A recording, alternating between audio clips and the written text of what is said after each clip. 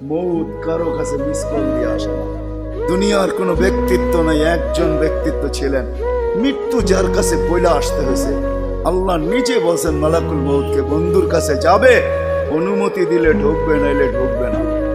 অনুমতি নিয়ে বুকে হাত রাখবে, নাইলে রাখবে না।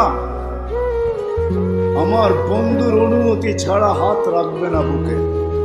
একজনই দুনিয়াতে ব্যক্তিত্ব ছিল যার কাছে অনুমতি নিয়ে আসছে, কারো কাছে আজ পর্যন্ত অনুমতি নিয়ে আসে আর আসবেও না।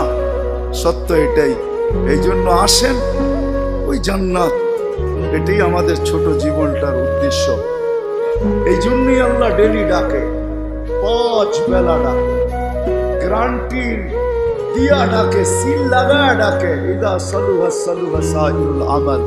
5 ওয়াক্ত নামাজ যদি এই উম্মত কমপ্লিট করে দেখাইতে পারে, আল্লাহ আমাদের নবীজির সাথে ওয়াদা করছেন, আমিও আপনার উম্মতের জীবনকে কমপ্লিট করে দেখাই।